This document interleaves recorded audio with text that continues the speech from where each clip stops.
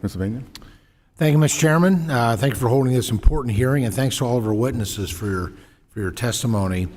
Your research and innovation in American universities is clearly the envy of the rest of the world, and for good reason.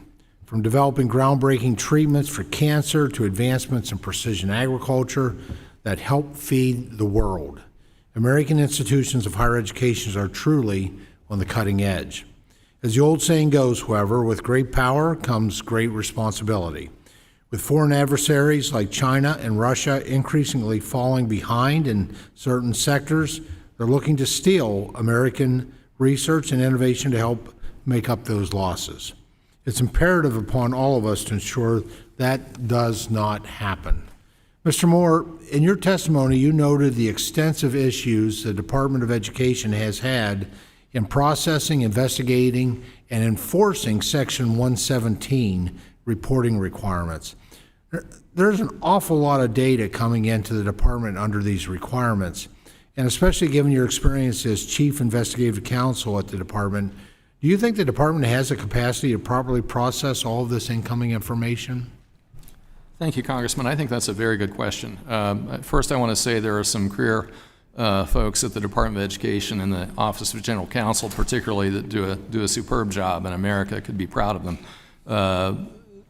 Having said that, most of the Department of Education is not suited to review financial records coming in from departments or to engage in the necessary vetting of collaborations or to advise other federal agencies on those fronts. I think that it may be something, particularly if the department can't show that it's serious about enforcing Section 117, that Congress may want to look at whether or not enforcement of these disclosures needs to go to an agency that's actually, got America's national security interest as one of its tasks and also has the competency to study financial relationships between universities in the documents that they report and our other countries and entities acting on behalf of other countries. All right, well, thank you for that. Also in your testimony, you noted that the department should immediately return enforcement obligations to the Office of General Counsel.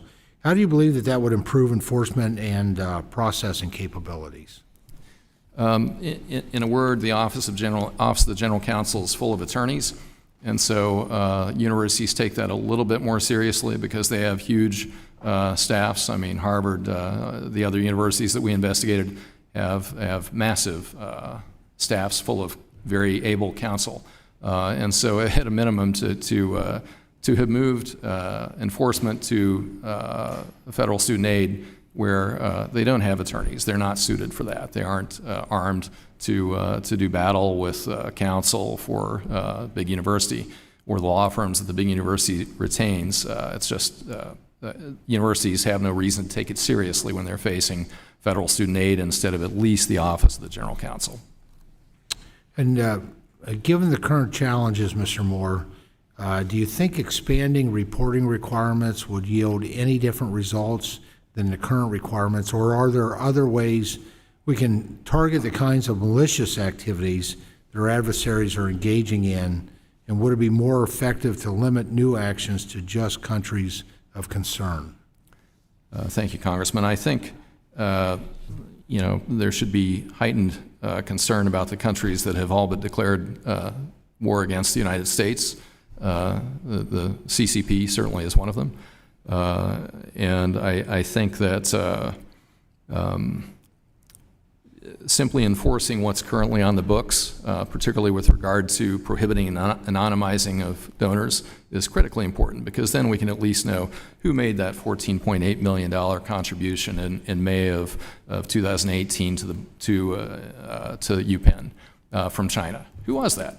And do they have an interest in the People's Liberation Army or other CCP entities that are very unfriendly to the United States? So, I mean, I think right now it's very important to enforce Section 117 as it is and tighten it up. The department could tighten it up tomorrow and say no anonymizing of donors, and they could do that in a heartbeat if they chose. And I hope that Congress can act at least on that. Well, thank you. I look forward to working with all of you to ensure we protect American innovation and keep our competitive edge on the global stage. Thank you, Mr. Chairman. I yield back. Thank you. I'd like